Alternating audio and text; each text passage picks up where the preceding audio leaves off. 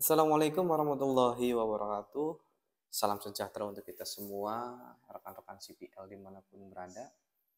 Semoga dalam keadaan sehat walafiat ya teman-teman semuanya. Baik, dalam kesempatan kali ini saya akan sedikit bercerita ataupun menjawab ataupun sedikit berdiskusi ya.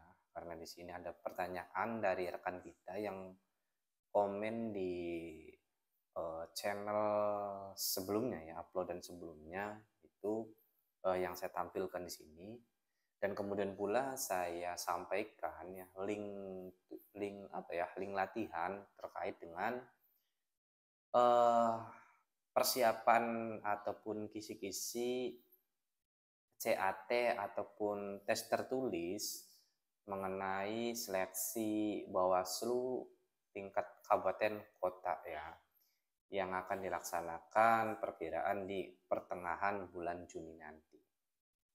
Ya, seperti biasa linknya saya sertakan di deskripsi dan kemudian passwordnya saya sertakan pula dalam layar ini. Baik teman-teman semuanya, di sini ada pertanyaan dari Mbak Ajeng aja ya. Beliau menyampaikan bagaimana dengan pernah menjadi staf di tingkat kota ya, apakah mendapat skor juga? Terima kasih penjelasannya. Untuk ini terkait dengan kalau nggak salah video waktu saya menjelaskan mengenai penelitian administrasi ya, kemudian itu ada skor-skornya. Yang saya pahami ya Mbak Ajeng dan teman-teman semuanya, tingkat untuk tataran staf sekretariat ya di semua tingkatan itu sama mempunyai skor juga ya. Itu yang saya pahami ya. Karena apa? Itu bagian daripada pengalaman kepemiluan. Misalkan saya pernah menjadi staf pengawas pemilu di tingkatan kabupaten kota pada tahun 2014 misalkan. Itu kan masih ad hoc tuh ya zamannya, masih Panwaslu ya. Nah, itu kita mendapatkan skor ya, mendapatkan skor setara tingkatan di pengawas tingkat kabupaten kota. Kemudian di tahun 2018 pilkada, misalkan saya ini menjadi panwaslu kecamatan ya, maka saya juga mendapat skor panwaslu kecamatan. Yang nggak boleh itu dalam artian skornya ini misalkan tadi ya panwaslu kecamatan 5 kali sampai 7 kali, itu tetap dihitungnya cuma satu, baik itu staf maupun komisioner ya kan, itu dihitungnya cuma sekali dengan tingkatan yang setara. Tapi kalau berbeda tingkatan maka itu bisa dikumulatifkan ya nilainya ataupun skornya untuk penelitian administrasi. Oke, password yang pertamanya itu adalah pemilu.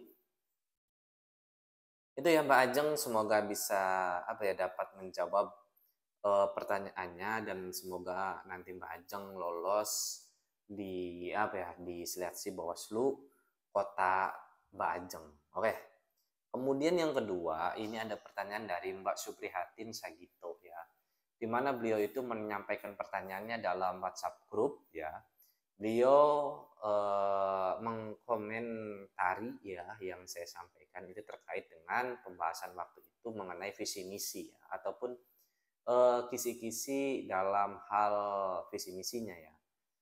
Itu ada yang menanyakan mengenai visi misi itu harus gimana kan. Kemudian saya coba untuk menjawab. Visi misi sih saya sarankan linear dengan pusat ya, dalam artian Bawaslu RI ya. Poinnya lebih dioptimalkan dengan pencegahan. Kenapa saya sarankan demikian ya teman-teman semuanya? Karena Bawaslu RI periode 2022 sampai 2027 ini lebih cenderung atau lebih mengoptimalkan yang namanya pencegahan ya kan. Itu dibanding dengan hal penindakannya. Jadi lebih cenderung lebih mengutamakan pencegahan terlebih dahulu kayak gitu. Nah, kemudian beliau itu Mbak Suprihatin menanyakan, mohon bantuannya Bang, kira-kira pencegahan yang dimau oleh tim sel gimana Bang? Ada enggak sampel pencegahan yang nilai poinnya tinggi? Password yang keduanya itu adalah 2024 ya. Jadi gini Mbak Supriyatin ya, teman-teman semuanya, yang pertama kalau yang saya pahami nih ya, pertama dulu yang saya pahami terkait dengan wawancara itu, mungkin yang saya pahami itu ada 2 fase ya, di mana dalam saya lihat di rundown itu, ada wawancara di fase timsel dan kemudian ada wawancara UKK ya, itu di tingkatan, otomatis yang menguji kelayakan kepatutan dan Bawaslu provinsi ya, ketika kita sudah lolos tes kesehatan sama wawancara itu. Nah, jadi di sini kemungkinan besar yang akan ditanyain mengenai visi misi lebih konkret dan lebih detailnya kayaknya ya, yaitu pada saat UKK, uji kelayakan kepatutan itu, yaitu melalui di Bawaslu provinsi. Mungkin itu ya.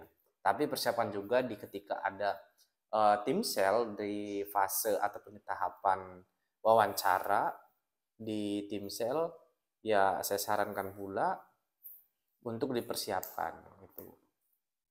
Nah, kemudian bagaimana sih poin-poin dan sebagainya lebih gimana ya? Terutama sih kita dalami dulu apa isi makalah kita, ya kan? Karena ini pertanyaan ini terkait masih dengan pembahasan makalah ya, makalah persyaratan makalah untuk mendaftar Bawaslu. Kita pahami dulu isi makalah kita, kemudian kita pahami dulu visi misi di Bawaslu RI-nya, ya teman-teman semuanya, dan kemudian kita pahami dulu visi misi di Bawaslu provinsi kita seperti apa. Dan kita juga mengupdate ataupun memberikan inovasi visi misi yang sekiranya belum tercover di Bawaslu RI, Bawaslu provinsi, sekiranya kita mau ngapain. Terutama dalam hal pencegahan ini yang tentu yang menjadi suatu pembeda itu adalah strateginya. Strateginya seperti apa melakukan pencegahan ini? Ya kan seperti itu. Bisa misalkan strateginya ya dengan berinovasi lah ya, seperti itu. Misalkan menciptakan hal apa ya, dalam artian menciptakan pencegahan dengan melalui permainan ya, dengan metode permainan dan sebagainya. Ini kan hal-hal yang inovasi dalam artian strategi itu yang ada di tataran teknis ya, dalam artian di tingkatan kita daerah. Ini yang akan menjadi apa yang menjadi poin tertinggi, dalam artian inovasi pencegahan terbaru itu seperti apa yang sekiranya bisa diterapkan, kemudian bisa diterima oleh masyarakat, kemudian bisa diterima juga oleh jajaran pengawas. Bahwasanya pencegahan inilah yang akan yang dinilai efektif, maka itu menjadi poin yang tertinggi. Itu menurut saya ya, Mbak Suprihatin.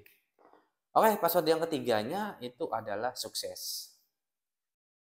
Itu ya teman-teman semuanya berkaitan dengan 2 pertanyaan tadi. Semoga pada prinsipnya rekan-rekan semua dapat diberikan kemudahan dalam mengerjakan dan dalam mengikuti seleksi anggota Bawaslu Kabupaten Kota.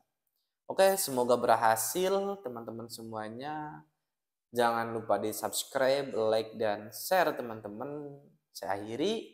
Wallahul muwaffiq ila aqwamit thoriq. Wassalamualaikum warahmatullahi wabarakatuh.